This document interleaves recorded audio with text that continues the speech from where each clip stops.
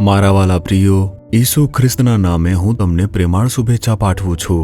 આ સવાર તમારા માટે કેવી રહી છે? શું તે સરસ છે? શું તમે આનંદિત છો? આ સ્થળને જોઈને શું આનંદિત થાઓ છો? શું તે સુંદર નથી? એક સુંદર પર્વત છે। મારી પાછળ એક ગામ છે અને તે ઘણા ઘરોવાળું એક ગામ છે। ત્યાં એક ચર્ચ પણ છે। આ જે છે તે યુરોપ ખંડના ઓસ્ટ્રેલિયા દેશમાં આવેલા જે આલ્પ્સ પર્વતમાળા છે તેનો જ એક ભાગ છે। અને આલ્પ્સની જે તળેટી છે તેમાં ઘણા બધા નગરો આવેલા છે અને આપણે દરેક નગરની અંદર એક ચર્ચ પણ જોઈ શકીએ છીએ। આવી રીતે આ એક અદ્ભુત સ્થળ છે અને એક ફળદ્રુપ સ્થળ છે। અહીંના લોકો તેઓ ખરેખર આશીર્વાદિત છે। તેમણે ઈશુને જાણવાની જરૂર છે સંપૂર્ણ રીતે। એક સમયે આ ખ્રિસ્તી દેશ હતો, પરંતુ પછીની પેઢી એવી સ્થિતિમાં આવી ગઈ કે ઈશ્વરનું અસ્તિત્વ જ નથી, જેથી ત્યાંના લોકો ઈશુને ઓળખે અને તારણ પામે। તે માટે આપણે ઓસ્ટ્રેલિયા દેશ માટે પ્રાર્થના કરવી જોઈએ। સારું, પ્રભુ પાસે તમારા માટે કયો સંદેશ આમ વિચારો છો? તમે કદાચ મુશ્કેલી કે સંકટમાં હશો। મારા ઘરની અંદર ઘણી બધી મુશ્કેલીઓ છે, કાર્યસ્થળમાં ઘણી મુશ્કેલીઓ છે, વ્યવસાયમાં પણ મુશ્કેલીઓ છે। શું આ મુશ્કેલી ક્યારે પૂરી થશે? આવી રીતે વિચારી રહ્યા છો? મુશ્કેલીઓ સારી છે શું જાણો છો? શું મુસીબત સારું છે? હા, વચન તેના વિશે કહે છે। ઈશ્વરનો એક ભક્ત ગીતશાસ્ત્ર 119:71 કહે છે કે મેં જે સહન કર્યું તે મારા સારા માટે પુરવાર થયું। એ રીતે હું તમારા વિધિઓ શીખ્યો। હું દુઃખમાંથી પસાર થયો તે સારું છે આમ કહે છે। તેના કારણે હું પરમેશ્વરના નિયમો શીખું છું। તો પછી શું મુસીબત સારી નથી? ભાઈ, તમે શું કહી રહ્યા છો? આપણે મુસીબત પૂરી થવાની રાહ જોઈએ છીએ। સૌ પ્રથમ તો તમે સ્વીકારો કે મુસીબત તે સારી છે।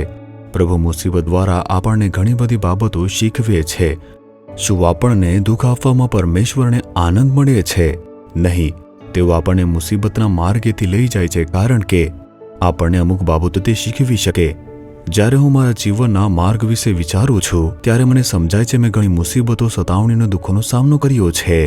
શું એ મુસીબત પૂરી થઈ નથી થઈ જ્યાં સુધી આપણી દોડ પૂરી ન થાય અથવા પરમેશ્વર પાછા આવી ન જાય ત્યાં સુધી મુસીબત રહેશે જ। હું પોતે પણ મુસીબત દ્વારા ઘણી બધી બાબતો શીખી રહ્યો છું। શરૂઆતમાં તે ઘણું મુશ્કેલ હતું અને એટલે જ આ વચનનો જે અર્થ છે તે સમજ્યા પછી મુસીબત ખૂબ રસપ્રદ બની ગઈ છે। આપણે તેમાંથી શું શીખીએ છીએ તમે જાણો છો? મુસીબતમાંથી આપણે શું શીખીએ છીએ? તો પ્રભુ કહે છે કે આપણને સંકટ કે દુઃખ દ્વારા દિલાસો મળી જાય છે।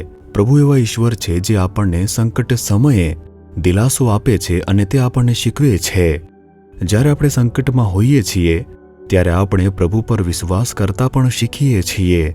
પ્રભુએ મને શીખવ્યું કે સંકટમાં ધીરજ કેવી રીતે રાખવી જોઈએ। મેં તે તેમની પાસેથી શીખ્યું। પરમેશ્વરે મને એવા લોકો પ્રત્યે પ્રેમ રાખવાનું અને તેમને માફ કરવાનું પણ શીખવ્યું જેઓ મને દુઃખ આપતા હતા। મેં સમસ્યાની અંદર પણ સંકટના જે લાભો છે તે જાણ્યા કારણ કે પરમેશ્વરે મને ધીરજપૂર્વક સહન કરવાનું શીખવ્યું। સંકટ અને સમસ્યાની અંદર જ આપણે ઈશ્વરની હાજરીનો વધુ ઊંડો અનુભવ કરીએ છીએ અને પ્રભુ આપણી નજીક છે તે પણ આપણે સમજી શકીએ છીએ અને આ જ શીખવા માટે પ્રભુએ મને દોર્યો છે। શું તમે સંકટના આટલા બધા લાભો છે તે જોયા? અને એટલું જ નહીં, જેઓ સતામણી પામે છે તેઓ ધન્ય છે, આવી રીતે ઈશુએ કહ્યું છે ને। આપણે ઘણા બધા સંકટોમાંથી પસાર થઈને સ્વર્ગના રાજ્યમાં પ્રવેશવું પડશે આમ બાઇબલ કહે છે। તેથી સંકટના માર્ગે ચાલવાનો અર્થ શું છે? તેનો અર્થ છે આપણે સ્વર્ગના માર્ગે ચાલી રહ્યા છીએ, આપણે સાચા માર્ગે આગળ વધી રહ્યા છીએ અને તેથી શું સંકટ જરૂરી નથી અને તેથી જ આપણે આવી રીતે સંકટની અંદર ધીરજ રાખતા શીખીએ છીએ।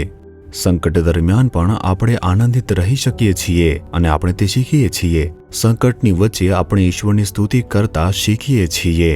પરમેશ્વરે મને આવી ઘણી બધી બાબતો શીખવી છે, તેથી હું તમને આ કહી રહ્યો છું। તો તમારે શું કરવું જોઈએ? પ્રભુ, સંકટ સારું છે, પ્રભુ તે સંકટ મને આપ્યું તે બદલ તમારી સ્તુતિ થાઓ। તેવી રીતે પ્રભુની સ્તુતિ કરવાનું શરૂ કરો। સંકટ તમારા માટે બિલકુલ પણ કઠિન રહેશે નહીં, તમે તેને સરળતાથી પાર કરી શકશો। આ જે સંકટ છે તે કાયમ માટે રહેશે નહીં, તમે તેમાંથી પસાર થશો, બસ આટલું જ। પરંતુ જ્યારે એક સંકટ સમાપ્ત થશે ત્યારે બીજું આવશે। સંકટો સંપૂર્ણપણે સમાપ્ત થશે નહીં, એક પછી એક તેમાંથી પસાર થવું પડશે। ખ્રિસ્તી જીવનની સુંદરતા તે જ છે અને તેથી જ પ્રભુ આ સંકટ માટે તમારે સ્તુતિ થવા આમ કહેશો હે પ્રભુ, આ સંકટ બદલ તમારી સ્તુતિ થાવ, આ દુઃખ બદલ તમારી સ્તુતિ થાવ, આ સંકટો દ્વારા તમારા નિયમો શીખવા માટે મને સક્ષમ બનાવવા બદલ સ્તુતિ થાવ, સંકટની વચ્ચે પણ મારી સાથે રહેવા બદલ તમારી સ્તુતિ થાવ, તમારી હાજરીનો અનુભવ કરી શકવા બદલ તમારી સ્તુતિ થાવ, મારી મુસીબતમાં મને દિલાસો આપવા બદલ તમારી સ્તુતિ થાવ, આ મુસીબતો દ્વારા હું સ્વર્ગ તરફ આગળ વધી રહ્યો છું તે બદલ તમારી સ્તુતિ થાવ, સ્તુતિ થાવ, સ્તુતિ થાવ, ઈસુના નામે, amen, amen. Jesus redeems Gujarati YouTube ચેનલને સબસ્ક્રાઇબ કરો. દરેક નવા કાર્યક્રમની માહિતી મેળવવા માટે બેલ આઇકન પર ક્લિક કરો.